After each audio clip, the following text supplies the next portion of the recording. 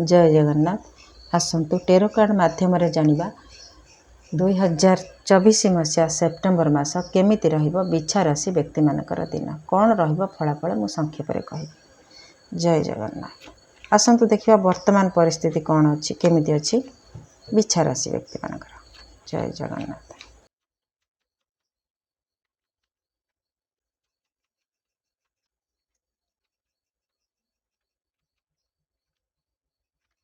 To page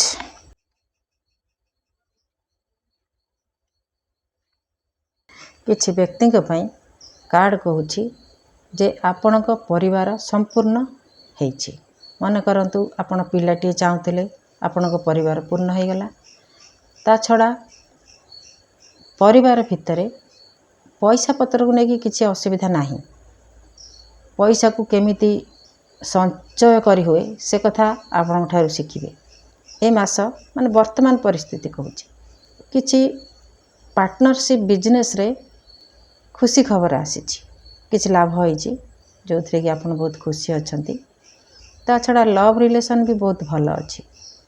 तरबरिया है कि किछि भूल कर देथिले भूल बुझामणा बोधे होइथिला संपर्क भितर पार्टनरशिप बिजनेस हो कि लव रिलेशन हो से पुणी ठीक ठाक हो जाइछि। और देखिबा कौन मासटी रहिबो।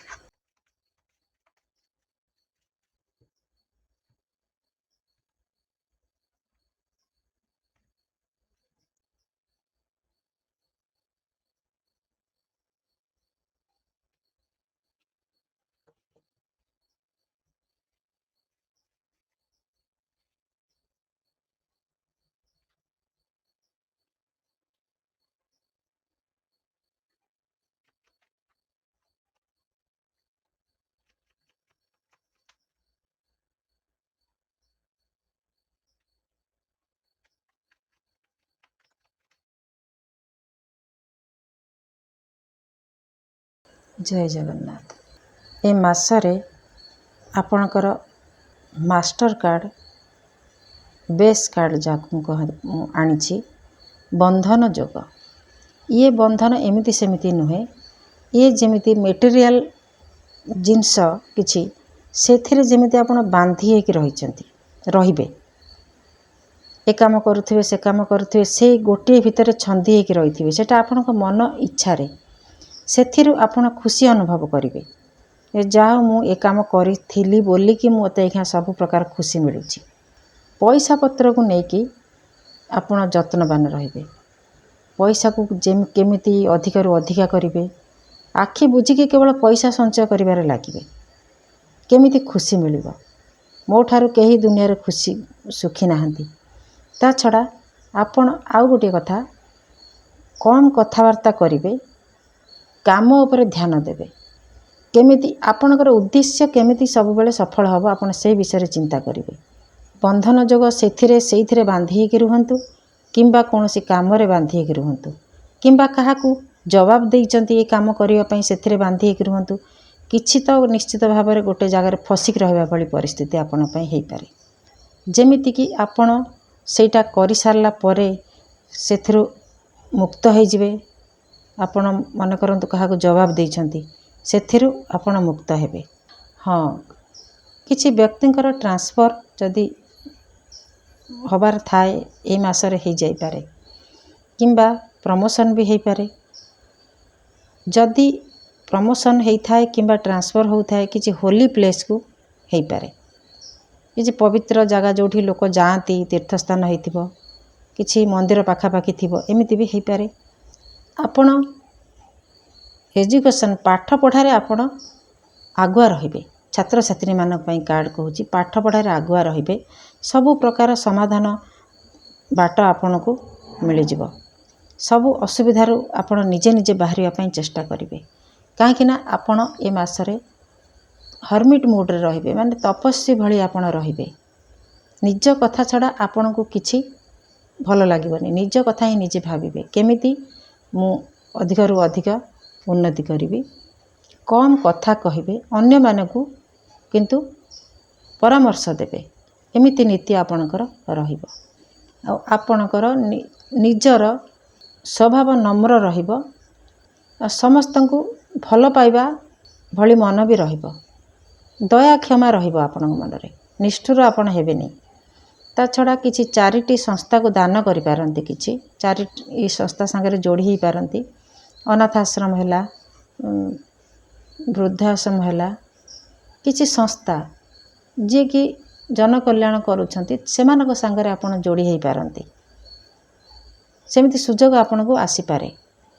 କଥା କହିବାର କଥା କେମିତି କୁହାଯାଏ ଆପଣଙ୍କଠାରୁ କିଏ ଶିଖିବ। ଏଇ ମାସରେ ଆପଣ ଏମିତି କଥାବାର୍ତ୍ତା କରିବେ ଯେ ଅନ୍ୟ ଲୋକ ଆପଣଙ୍କ କଥା ଶୁଣିକି ପ୍ରଭାବିତ ହେବ। ଯେମିତି ଆପଣ ସବୁ କିଛି କରିକି ଦେଖାଇ ପାରିବେ, ଏମିତି ଆପଣଙ୍କର କଥାବାର୍ତ୍ତା ରହିବ। କାହିଁକିନା ସବୁ ସମସ୍ୟାର ସମାଧାନ ଆପଣଙ୍କ ପାଖରେ ରହିଲା କାମ କରିବା କଥା। ତାପରେ ଆପଣଙ୍କୁ ଲୋକମାନେ ବି ସହଯୋଗ କରିନେବେ। କାମ କିଛି କରିବାକୁ ଚାହିଁଲେ ସାଙ୍ଗସାଥି ଯୋଡ଼ି ହୋଇଯିବେ, ଆପଣଙ୍କୁ ଠିକ୍ ରାସ୍ତାରେ ନେଇଯିବେ କିମ୍ବା ଆପଣ ସେମାନଙ୍କୁ ଠିକ୍ ରାସ୍ତାରେ ନେଇଯିବେ ଯଦି ସେ ଭଲ କିଛି ଚାହୁଁଥାନ୍ତି। ମୋଟାମୋଟି ରହିଲା ଆପଣଙ୍କ ଚାହିଁବାଟା କେମିତି, ଭଲ କି ମନ୍ଦ। ଯଦି ମନ୍ଦ ଚାହୁଁଥିବେ ତାହେଲେ ଆପଣ କୌଣସିଥିରେ ସକ୍ସେସ୍ ହେବେ ନାହିଁ। ଯଦି ଭଲ ଚାହିଁବେ ତାହେଲେ ଆପଣଙ୍କୁ କିଛି ପୁଣ୍ୟ ମିଳିବ। ମନ୍ଦ କାହାକୁ କୁହନ୍ତି? ଗଲତ ସାଙ୍ଗସାଥି ସାଙ୍ଗରେ ଯୋଡ଼ି ହେବା। ଯଦି ସେମିତି କିଛି କରନ୍ତି ତାହେଲେ ଆପଣ ନିଶ୍ଚିତ ଭାବରେ ପଶ୍ଚାତାପ କରିବେ। କିନ୍ତୁ ଆପଣଙ୍କ କାର୍ଡ଼ କହୁଛି ଆପଣ ଭଲ ସଙ୍ଗତିରେ ଯିବେ। ହଁ, ଆପଣଙ୍କ ପାଇଁ ଗୋଟେ ରେମେଡ଼ି ଆସିଲା। ରେମେଡ଼ି କ'ଣ? ଯେ ତୁଳସୀ ଚଉରା କିମ୍ବା ତୁଳସୀ ଗଛରେ ପାଣି ଦିଅନ୍ତୁ, ତୁଳସୀ ଗଛ ଅଧିକରୁ ଅଧିକ ଲଗାନ୍ତୁ। ଆପଣଙ୍କ ମନ ସୁସ୍ଥ ରଖିବ। ତା'ର ପବନ ଆପଣ ଦେହରେ ବାଜିଲେ ଆପଣଙ୍କୁ ଟିକେ ସୁସ୍ଥ ଲାଗିବ।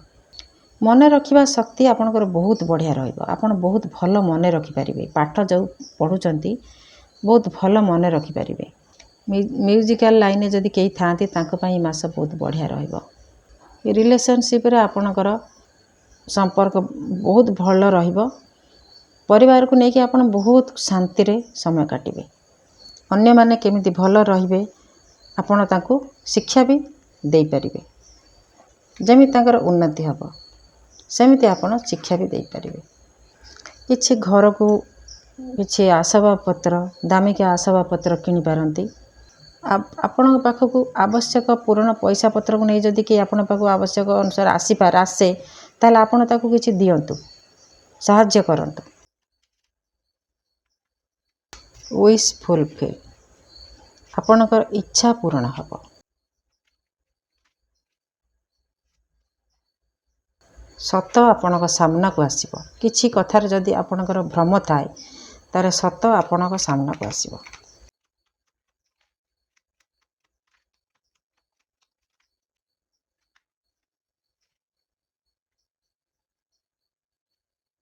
ବେଳେବେଳେ ଆପଣଙ୍କ ସ୍ୱାସ୍ଥ୍ୟ ଟିକେ କିଛି ଅସୁବିଧା ହୋଇପାରେ, ସାମାନ୍ୟ।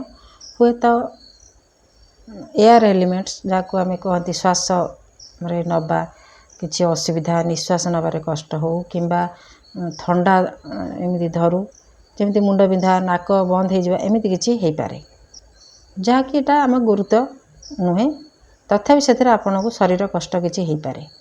ତା ଛଡ଼ା ଆପଣଙ୍କୁ କୁହାଯାଉଛି ଯେ ସବୁବେଳେ ସତର୍କ ରହିବେ। କିଛି ଜିନିଷ ଫିକିଲ୍ ମାଇଣ୍ଡ ହେଇକି କିଛି ଜିନିଷ ଏଠି ସେଠି ନ ରଖିଦେବା ପାଇଁ। ଆଉ ମନେ ରଖିବେ, ଯଦି ଆପଣଙ୍କର କିଛି ଉନ୍ନତି ଚାହୁଁଛନ୍ତି ତାହେଲେ ବର୍ତ୍ତମାନକୁ ସବୁବେଳେ ଚିନ୍ତା କରନ୍ତୁ। ଅତୀତ ଭବିଷ୍ୟତ ଚିନ୍ତା କରନ୍ତୁ ନାହିଁ। ଭବିଷ୍ୟତ କେହି ଦେଖିନି। ଅତୀତକୁ ଯଦି ଚିନ୍ତା କରିବେ ସେଥିରୁ କିଛି ବି ମିଳିବନି।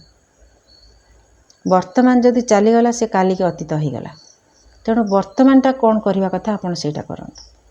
ତା ଛଡ଼ା ନିଜର ମାନ ସମ୍ମାନ ପ୍ରତିଷ୍ଠା ପ୍ରତିପତ୍ତି ତାକୁ କେମିତି ସୁରକ୍ଷିତ ରଖିବେ ସେଥିପାଇଁ ବି ଚେଷ୍ଟା କରନ୍ତୁ। ଏ ରହିଲା ସେପ୍ଟେମ୍ବର ମାସର ଫଳାଫଳ ବିଛା ରାଶି ପାଇଁ। ଜଗନ୍ନାଥ ମଙ୍ଗଳ କରନ୍ତୁ, ମାସଟି ଶୁଭମୟ ହେଉ। ଜୟ ଜଗନ୍ନାଥ।